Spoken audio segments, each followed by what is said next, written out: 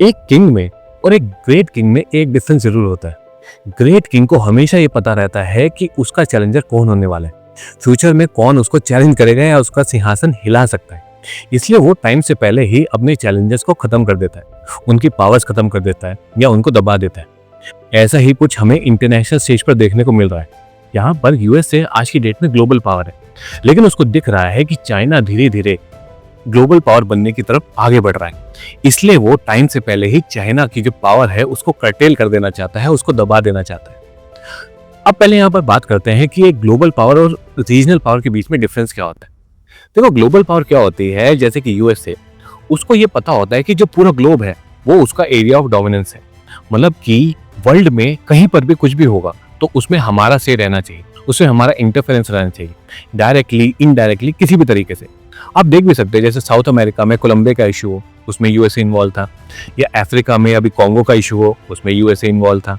फिर आपके middle east में इसराइल ईरान का इशू हो, या फिर इसराइल पैलेस्टाइन का इशू हो, फिर यहाँ पर इंडिया पाकिस्तान का इशू हो, फिर इसके साथ साथ आपका कंबोडिया और थाईलैंड का इशू हो, रशिया यूक्रेन वॉर हो, इन हर जगह जो है यूएस इन्वॉल्व हो जाता है।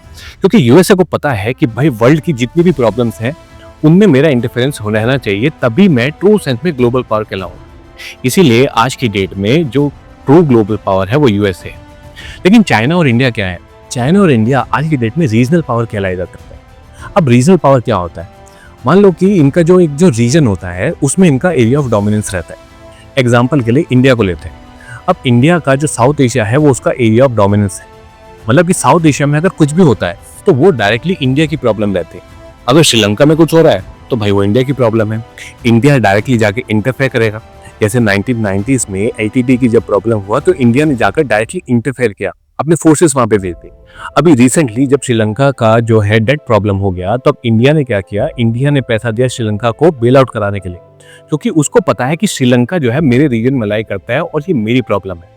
तो ये हुआ रीजनल प्रॉब्लम। लेकिन इंडिया को इस बात से कोई फर्क नहीं पड़ता कि भाई ईरान और इसराइल के बीच में क्या हो रहा है या पैलेस्टाइन का इशू क्या चल रहा है, क्योंकि उनको पता है कि भाई मेरे को अपने एरिया ऑफ डोमिनेंस को देखना है।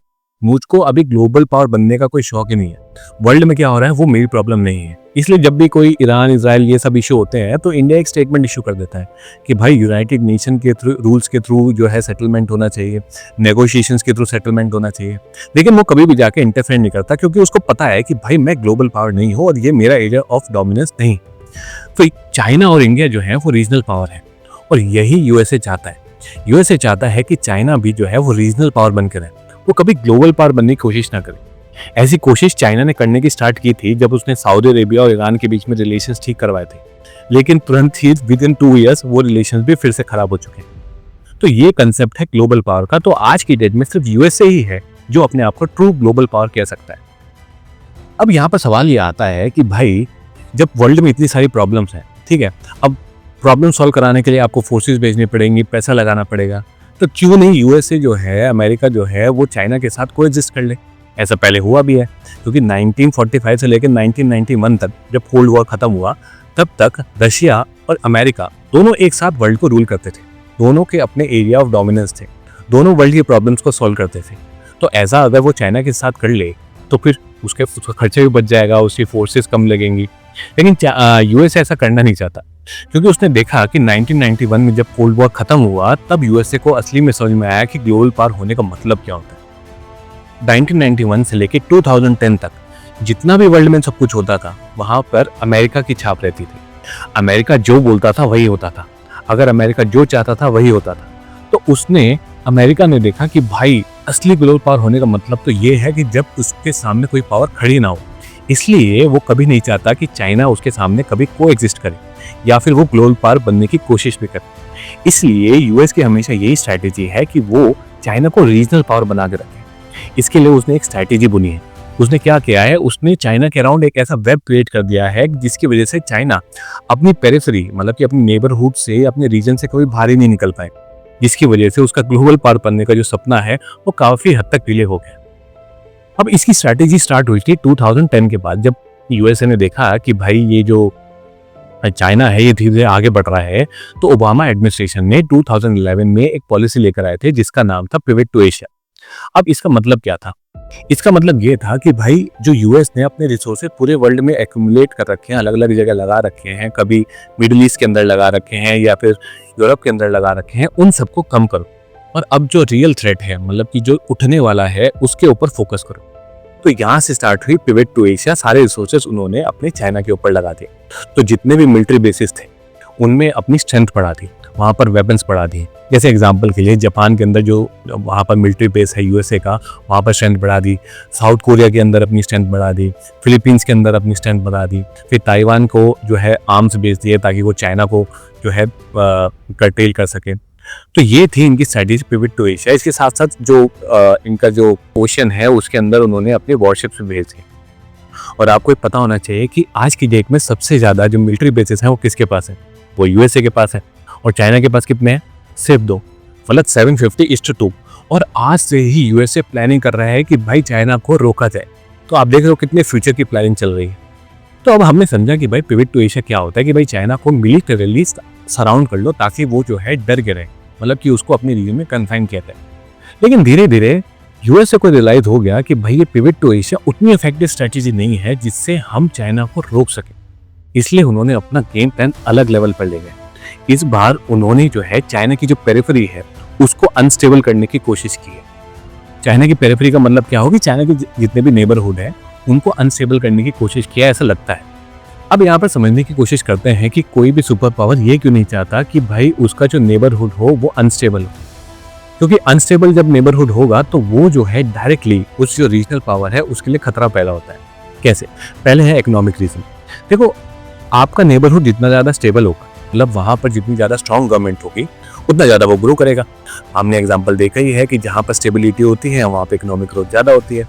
इंडिया एग्जाम्पल ले लो, जब 90s में जो है कोलिशन गवर्नमेंट थी तो हमारा रेट ऑफ ग्रोथ बहुत कम था।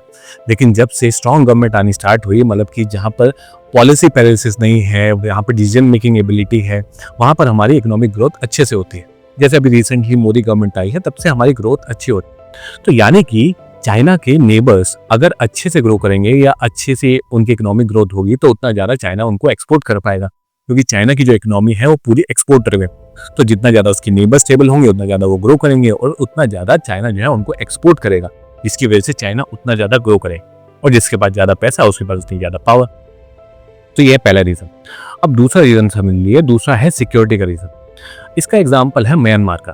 देखो, म्यांमार में जो गवर्नमेंट है वो हमेशा से प्रो चाइना रही है। लेकिन 2021 में जो मिलिट्री जनता थी उसने क्या किया? उसने आंग सू की जो डेमोक्रेटिक गवर्नमेंट थी उसको हटा दिया और उसको जेल में डाल दिया, आंग सू की।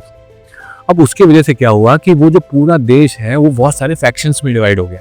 वहाँ पे अरकन आर्मी है, वहाँ पर एक मिलिट्री जनता है, ऐसे बहुत सारे फैक्शंस हैं जो आपस में लड़ रहे हैं, जिसकी वजह से स्टेबिलिटी एकदम खत्म। तो इकोनॉमिक ग्रोथ तो कुछ है ही, लेकिन इसके साथ साथ उनकी जो है सिक्योरिटी इशू भी पैदा हो गया, क्योंकि चाइना जो है म्यांमार के अंदर बहुत सारे प्रोजेक्ट्स इस्टेब्लिश कर चुका है। मतलब कि रोड का प्रोजेक्ट हो, कोई पाइपलाइन का प्रोजेक्ट हो या कोई इंडस्ट्री हो। अब जब मान लो कि अरकन आर्मी है वो मिलिट्री जनता के अगेंस्ट रहती है और मिलिट्री जनता को जो है प्रो चाइना की तरह देखा जाता है, तो अरकन आर्मी जो है वो जो भी इंफ्रास्ट्रक्चर प्रोजेक्ट्स हैं चाइना के उनको डिस्ट्रॉय करने की कोशिश करता है, यानी कि सिक्योरिटी का इशू आ जाता है। और दूसरा एग्जाम्पल देखते हैं तो अपना अफगानिस्तान का देख लो। अब अफगानिस्तान के अंदर तालिबान का रोल है। अब यूएस से तालिबान के अंदर जाएगा और बोलेगा कि भाई देखो, चाइना के जिनजियांग प्रोविंस के उगर मुस्लिम्स हैं, उनके ऊपर इतना ज़्यादा अत्याचार हो रहा है। और अत्याचार होता भी है कि चाइना वहाँ पर अत्याचार करता है, उन पर एट्रोसिटी करता है। तो तालिबान को कहा देता है कि भाई ये लो पैसे, ये रहे आर्म्स, उनको आकर ट्रेन करो और उनको जो है जाकर बोलो कि चाइना में जाकर लड़ाई कर। या नेपाल का एग्जाम्पल देखो रिसेंट। अब नेपाल में क्या हुआ? जनजी प्रोटेस्ट हुए, सरकार गिर गई। जो केपी शर्मा ओली की गवर्नमेंट थी वो पूरी तरीके से कम्युनिस्ट गवर्नमेंट थी, पूरा प्रो चाइना। वहाँ पर चाइना के अगेंस्ट कोई चू भी नहीं कर सकता था। लेकिन अब वहाँ पर सरकार गिर चुकी है। अब यहाँ पर नेपाल में इंस्टेबिलिटी आएगी। अब हो सकता है किसी भी दिन जो अमेरिका है वो आकर जापान में किसी भी एक फैक्शन को पकड़ेगा, उसको बोलेगा कि भाई इस एरिया को मेरे को दे दो और मुझे जो है तिब्बत के लोगों पे नजर रखनी है या तिब्बत के लोगों को यहाँ पर लाकर ट्रेन करना है ताकि वो जाके चाइना से लड़ सके। मतलब सिक्योरिटी इशू, मतलब चाइना का सिक्योरिटी इशू हो रहा है अगर उसका नेबरहुड अनस्टेबल है। और ये हमने बांग्लादेश में भी देखा। बांग्लादेश में यूएस से जो था वो शेख हसीना से सेंट मार्टिन आइलैंड चाहता था। वो ये चाहता था कि भाई सेंट मार्टिन आइलैंड हमें दे दो, यहाँ पर हम अपना मिलिट्री बेस बनाएंगे और हम चाइना के ऊपर जो है नजर रख सकते हैं। लेकिन शेख हसीना ने मना कर दिया, क्योंकि शेख हसीना की जो है वो काफी स्ट्रॉन्ग गवर्नमेंट थी। स्टेबल गवर्नमेंट थी, तो उसने मना कर दिया। जब भी कभी स्टेबल गवर्नमेंट होती है वो नहीं चाहते कि भाई कोई भी जो बाहर की एक्सटर्नल पावर है वो आके उनके दरवाजे पर बैठ जाए।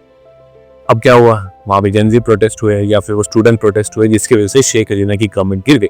अब वहां पर कोई चेन ऑफ कमांड नहीं है, वीक गवर्नमेंट है, तो हो सकता है फ्यूचर में यूएसए वहां जाकर पहुंचे और जो भी गवर्नमेंट बनेगी जब इलेक्शन होंगे वहां जाकर पहुंचे और बोले कि भाई तुम देख लिया शेख हसीना एक ऐसी स्ट्रॉन्ग लीडर का हमने क्या हल किया, तो तुम सेंट मार्टिन आइलैंड हमें दे दो और तुम्हारी सरकार बचा देंगे।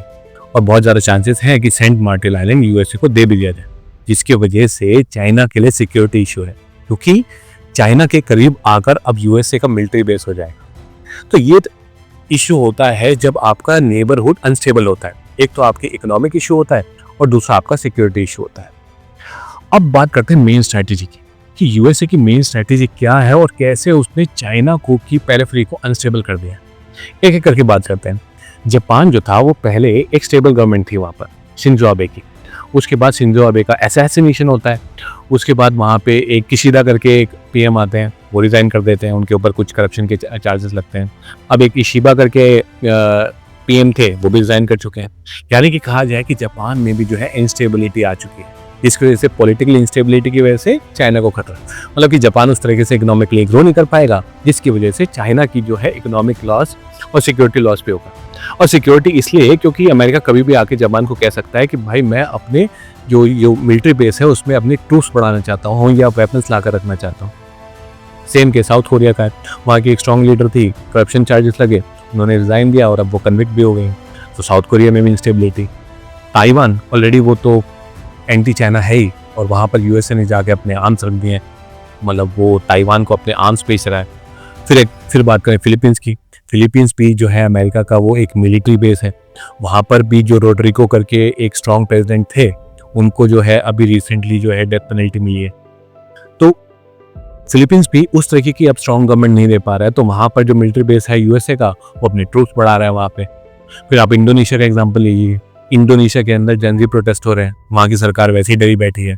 थाईलैंड कंबोडिया अपने विहार मंदिर की वजह से एक दूसरे के ऊपर बॉम्ब बरसा रहे हैं। थाईलैंड की पीएम ने तो रिजाइन भी दे दिया है। म्यांमार का हाल आपको पता ही है, म्यांमार में जो है इंटरनल रेबेलियन चल रहा है, वहाँ पर कुछ इकोनॉमिक ग्रोथ नहीं, सब आपस में एक दूसरे से लड़ रहे हैं। बांग्लादेश में जेनजी स्टूडेंट प्रोटेस्ट की बाद से वहाँ पे शेख हसीना की गवर्नमेंट गिरा ही चुके हैं, क्योंकि वो सेंट मार्टिन आइलैंड नहीं दे रही थी, ऐसा लगता है। फिर इसके बाद श्रीलंका, जो कि पूरी की पूरी तरीके से चाइना की पपेट गवर्नमेंट थी, वहाँ पर भी राजापक्से गवर्नमेंट को गिरा दिया गया, वहाँ पर भी प्रोटेस्ट हुए। अभी आप पाकिस्तान का एग्जांपल ले लीजिए। पाकिस्तान में एक स्ट्रॉन्ग लीडर आया था इमरान खान, और पाकिस्तान हमेशा से चाइना का एक क्लोज एलाय रहा है, मतलब ऑल वेदर फ्रेंड वो एक दूसरे को बोलते हैं।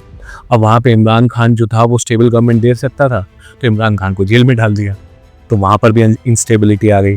अफगानिस्तान का आपको पता ही है, वहाँ पे तालिबान है और वो जितने भी वॉर लॉर्ड्स हैं आपस में लड़ते रहते हैं, और तालिबान को कभी भी जाके आप पैसे देकर बोल सकते हैं कि भाई इसमें जाके जो है ज़रा जिनगियान प्रोविंस में, जो चाइना का जो प्रोविंस है जहाँ पर वो मुस्लिम रहते हैं, जिन पर एट्रोसिटी हो रही है, उन पर जाकर ज़रा उनको ट्रेन कीजिए, उन पर अटैक कीजिए। और अभी रिसेंटली आपने देखा कि नेपाल में जेनजी प्रोटेस्ट हुए। नेपाल की जो गवर्नमेंट थी वो पूरी तरीके से प्रो चाइना गवर्नमेंट थी, लेकिन अब वहाँ पर जो है वो प्रो चाइना गवर्नमेंट जा चुकी है। अब यूएसए का इन्फ्लुएंस बढ़ेगा, और यूएसए नेपाल के थ्रू तिब्बत में इंस्टेबिलिटी लाने की कोशिश कर सकता है। रशिया तो खुद ही इन्वॉल्व है, रशिया यूक्रेन वॉर चल ही रहा है। तो इस तरीके से कुल मिलाकर ये कहा जा सकता है कि भाई अमेरिका ने जो चाइना है उसकी पेरिफेरी को पूरी तरीके से इनस्टेबल कर दिया है, जिसकी वजह से चाइना को पहले ये देखना पड़ेगा कि भाई मैं अपने नेबरहुड को कैसे स्टेबल करूं, क्योंकि वो उसके लिए इमीडिएट सिक्योरिटी थ्रेट है। अगर आपके घर के बगल में आपके नेबर में कुछ लड़ाई हो रही है, गुंडे उंडे आ रहे हैं और दूसरी गली में कोई लड़ाई हो रही है, तो पहले तो आप अपने नेबरहुड की लड़ाई सुलझाओगे, उसके बाद सोचोगे कि भाई दूसरी गली का क्या करना है। तो ऐसा ही कुछ चाइना के साथ कर दिया है। चाइना को अपने नेबरहुड में यूएसए ने कन्फाइन कर दिया, उसको इन्वॉल्व कर दिया कि पहले तुम भाई अपने जो ये नेबरहुड है इसकी सारी प्रॉब्लम सॉल्व करो, उसके बाद वर्ल्ड की प्रॉब्लम के बारे में सोचना, क्योंकि उसको सॉल्व करने के लिए तो हम बैठे। तो ये है यूएसए की स्ट्रैटेजी चाइना को कन्फाइन करने की, इसको कहते हैं एनसर्कलमेंट ऑफ चाइना।